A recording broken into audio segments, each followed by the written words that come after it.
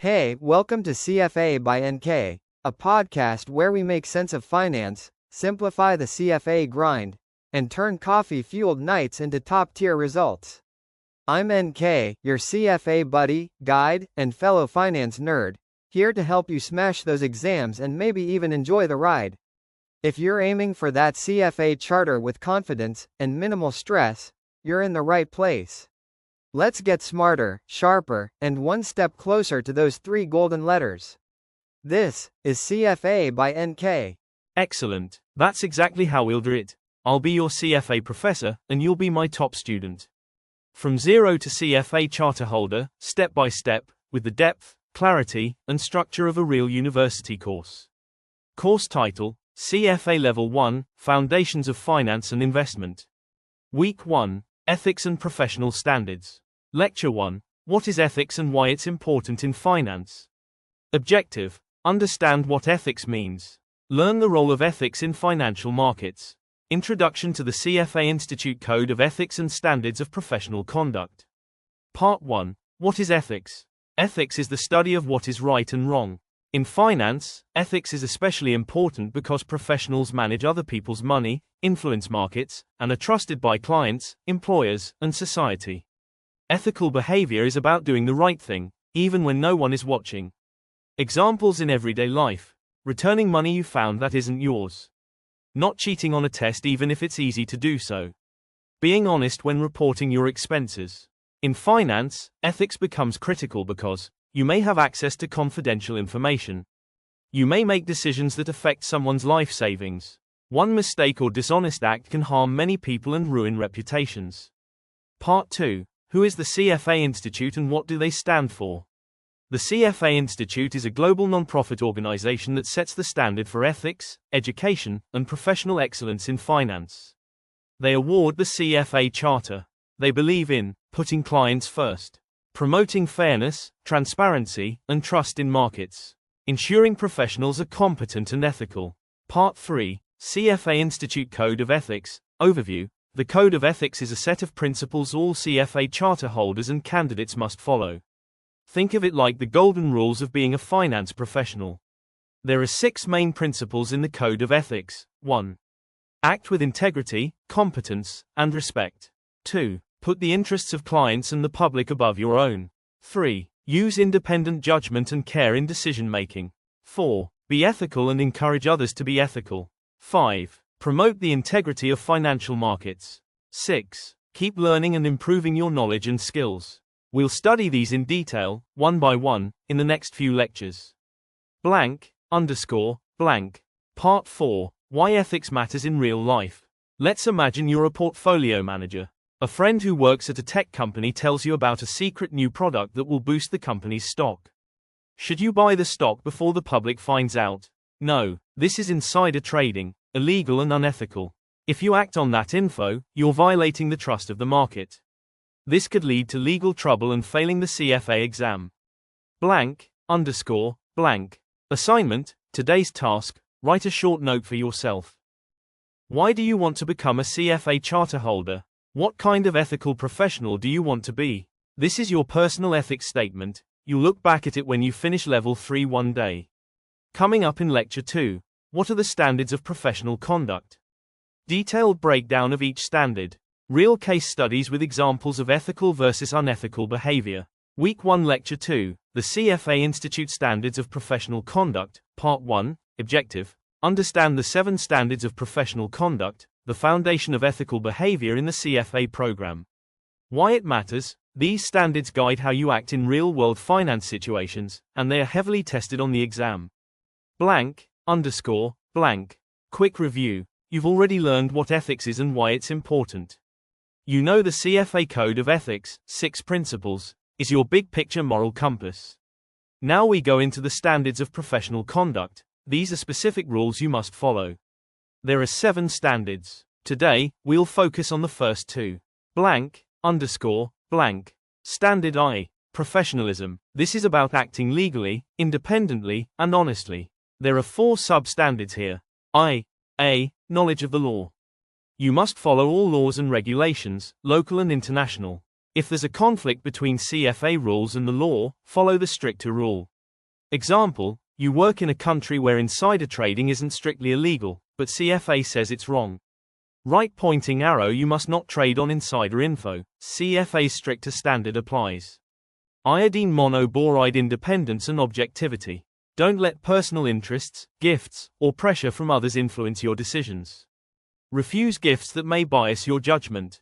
Example, a company you're analyzing offers you free tickets to a concert. Right pointing arrow, you must refuse if it could affect your objectivity, or disclose and get permission. C. Misrepresentation. You must never lie or exaggerate your qualifications or work. Always cite your sources, even in research or social media posts. Don't claim guaranteed returns, there's no such thing. Example, you say, I'm a CFA Level 3, even though you failed Level 2. Right pointing arrow, that's misrepresentation, and grounds for disqualification. D. Misconduct. You must not act in a way that involves fraud, dishonesty, or damage to others. Even outside of work, your personal conduct can impact your CFA status. Example, you're caught cheating in your university. Even if unrelated to CFA, it could be a misconduct violation. Standard 2. Integrity of capital markets. This is about keeping the financial markets fair and trustworthy. 2. Material non-public information. You can't trade, or tell others to trade, using confidential or insider info. If the info is not public and would affect the stock price, it's off limits. Example, a friend tells you their company is being secretly acquired, you buy the stock. Right pointing arrow, this is a serious violation, insider trading. 2. Market manipulation. Don't create false prices or fake activity in the market. Never try to mislead other investors. Example, you post on a forum saying, this stock will explode, just to pump the price and sell your shares. Right pointing arrow, that's market manipulation. Recap, what you learned today, you now understand what professionalism looks like. What it means to have integrity of capital markets. How to avoid common ethical traps. Mini quiz, answer before lecture 3. 1. If CFA rules are stricter than the local law, which one should you follow? 2. Is it okay to accept a small gift from a client if you disclose it? 3. Can you ever guarantee returns in your marketing material? 4. What should you do if you accidentally receive insider info? Great. Let's begin lecture 3 of our CFA course. Still in week 1, continuing ethics. Week 1 lecture 3, the CFA Institute Standards of Professional Conduct, Part 2, today's focus, Standard 3, Duties to Clients. This standard is all about how you treat your clients, with loyalty, care, and fairness. There are 5 key subsections in this standard. Standard 3, Duties to Clients. 3. Loyalty, prudence, and care.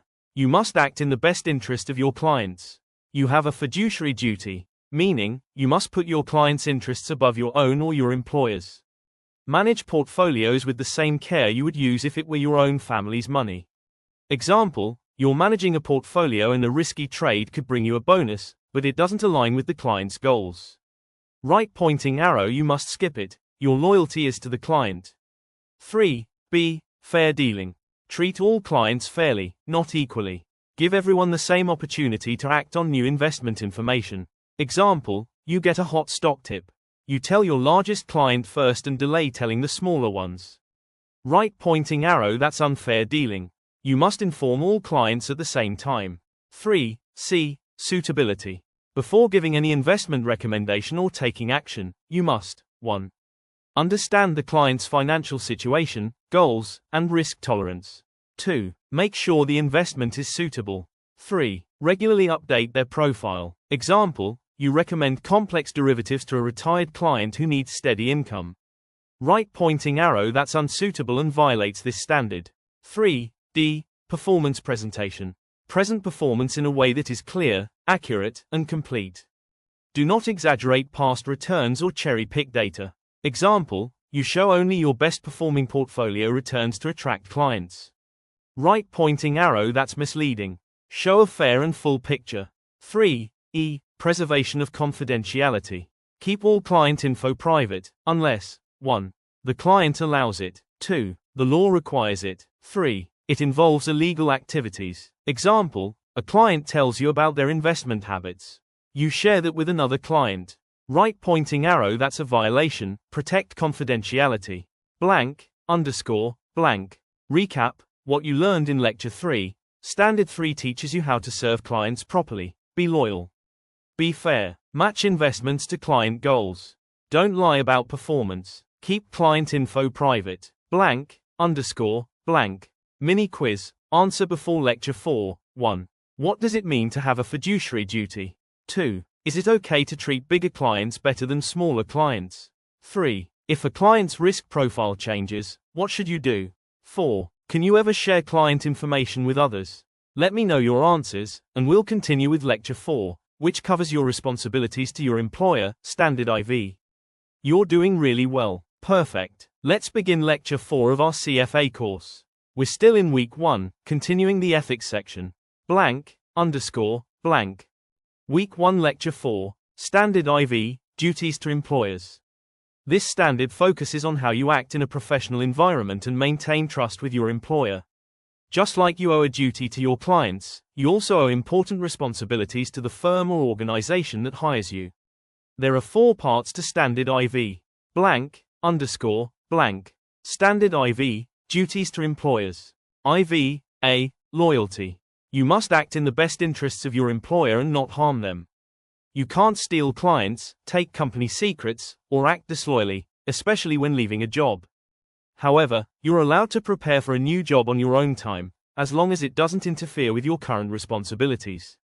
Example, you're thinking of starting your own firm, and you start taking your employer's clients before resigning.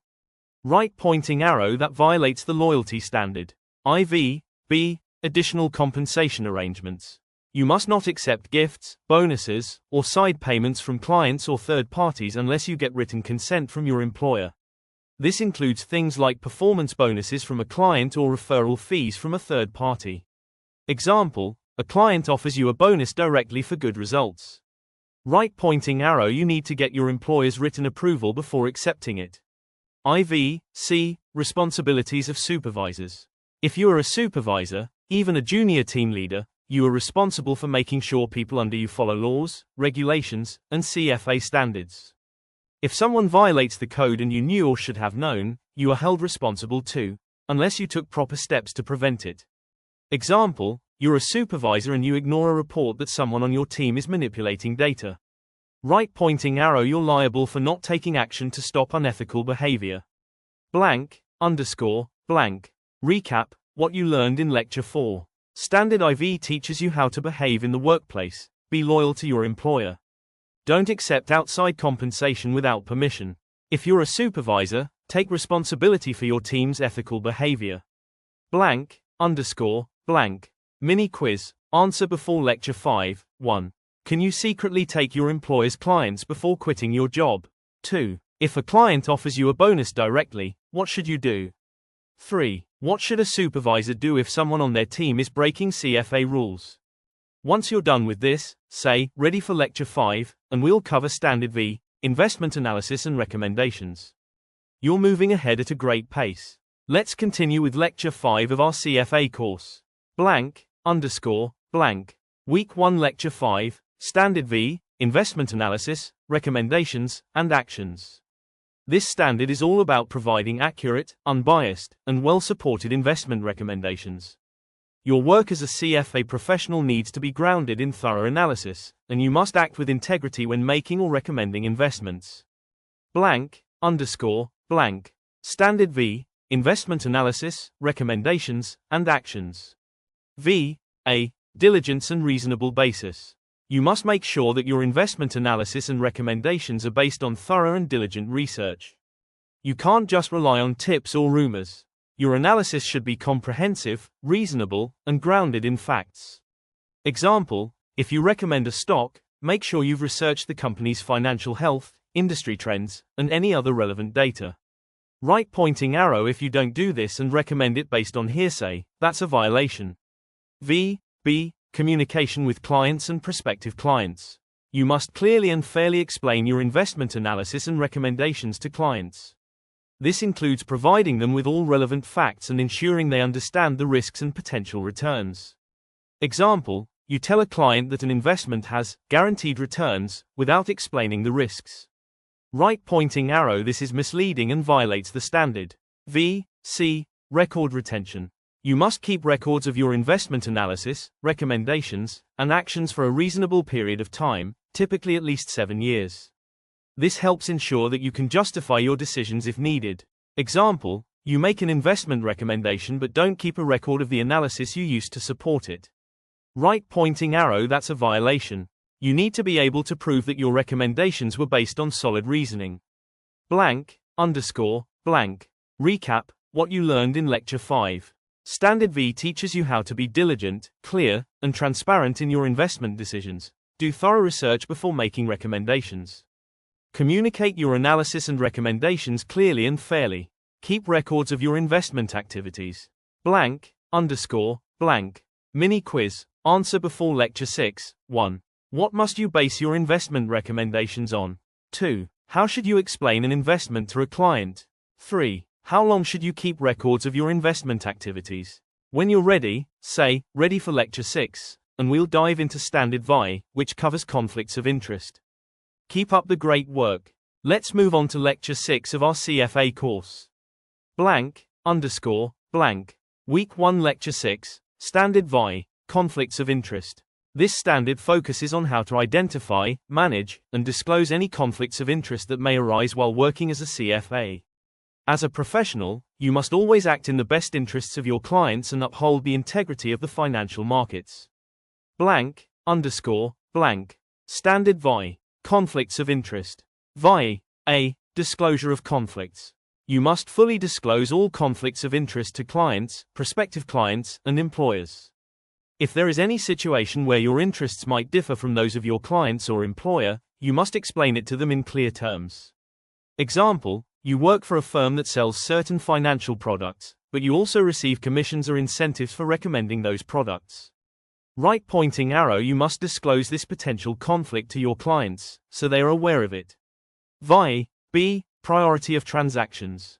When you trade for yourself or for your firm, your clients' interests must come first. Your clients' orders must always be prioritized over personal or firm trades. Example, you are about to buy a stock for a client, but your personal order for the same stock is processed first. Right pointing arrow. This is a conflict of interest and violates this standard. VI. C. Referral fees. If you receive any referral fees from third parties for recommending clients to a particular service, you must disclose this. Always ensure that the referral fee doesn't compromise your professional judgment or cause conflicts of interest.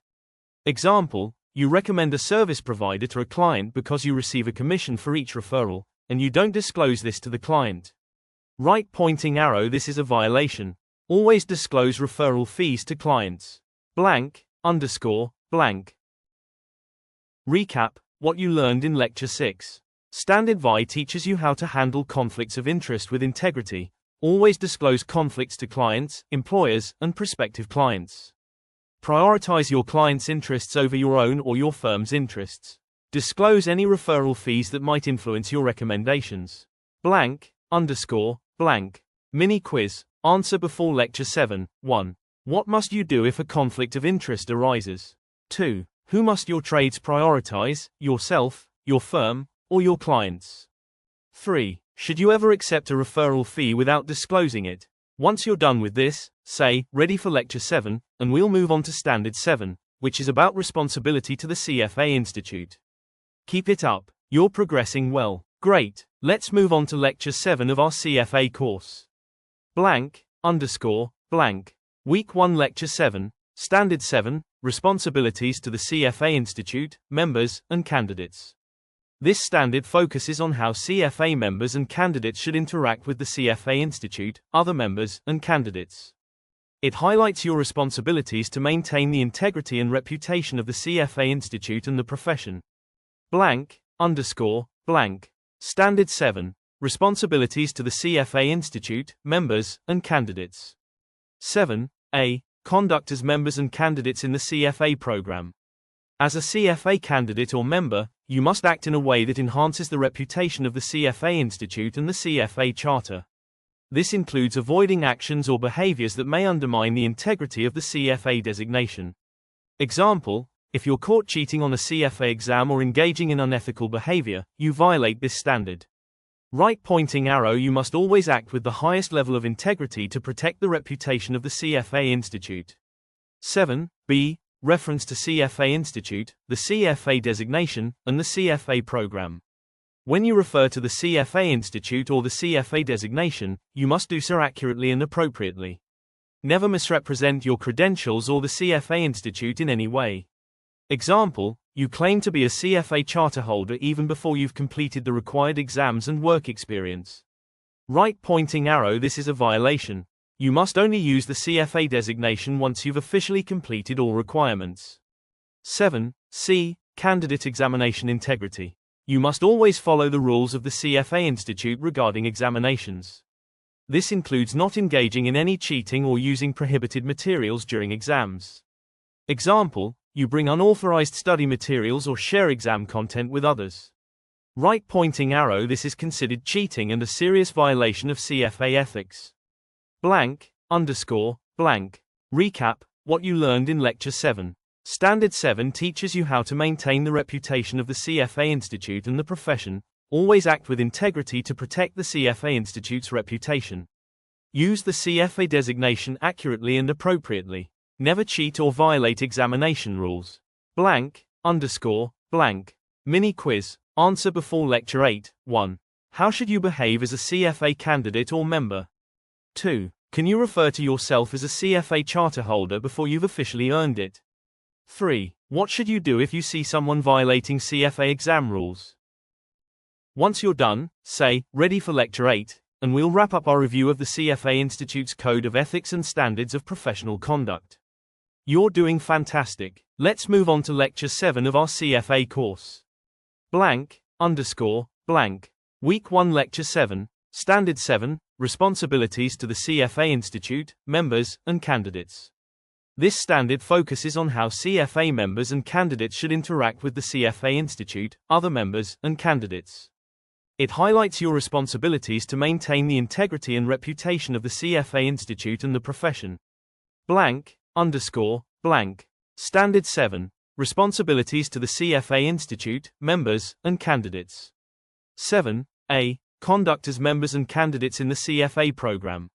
As a CFA candidate or member, you must act in a way that enhances the reputation of the CFA Institute and the CFA Charter. This includes avoiding actions or behaviors that may undermine the integrity of the CFA designation. Example, if you're caught cheating on a CFA exam or engaging in unethical behavior, you violate this standard. Right pointing arrow. You must always act with the highest level of integrity to protect the reputation of the CFA Institute. 7. B. Reference to CFA Institute, the CFA designation, and the CFA program. When you refer to the CFA Institute or the CFA designation, you must do so accurately and appropriately. Never misrepresent your credentials or the CFA Institute in any way. Example, you claim to be a CFA Charterholder even before you've completed the required exams and work experience. Right pointing arrow. This is a violation. You must only use the CFA designation once you've officially completed all requirements. 7. C. Candidate examination integrity. You must always follow the rules of the CFA Institute regarding examinations. This includes not engaging in any cheating or using prohibited materials during exams. Example, you bring unauthorized study materials or share exam content with others. Right pointing arrow. This is considered cheating and a serious violation of CFA ethics. Blank, underscore, blank. Recap, what you learned in Lecture 7. Standard 7 teaches you how to maintain the reputation of the CFA Institute and the profession. Always act with integrity to protect the CFA Institute's reputation. Use the CFA designation accurately and appropriately. Never cheat or violate examination rules. Blank, underscore, blank. Mini quiz. Answer before Lecture 8. 1. How should you behave as a CFA candidate or member? 2. Can you refer to yourself as a CFA Charterholder before you've officially earned it? 3. What should you do if you see someone violating CFA exam rules? Once you're done, say, ready for Lecture 8, and we'll wrap up our review of the CFA Institute's Code of Ethics and Standards of Professional Conduct. You're doing fantastic. Great. Let's move on to Lecture 8, The final lecture for our review of the CFA Institute's Code of Ethics and Standards of Professional Conduct. Blank, _ blank. Week 1 Lecture 8, Summary and Final Thoughts on the CFA Institute's Code of Ethics and Standards of Professional Conduct. This is our final recap on the ethics section. You have now learned the core standards of conduct that you must uphold as a CFA candidate and charter holder. That's it for today's episode of CFA by NK. If you found this helpful, be sure to follow and share it with your CFA crew.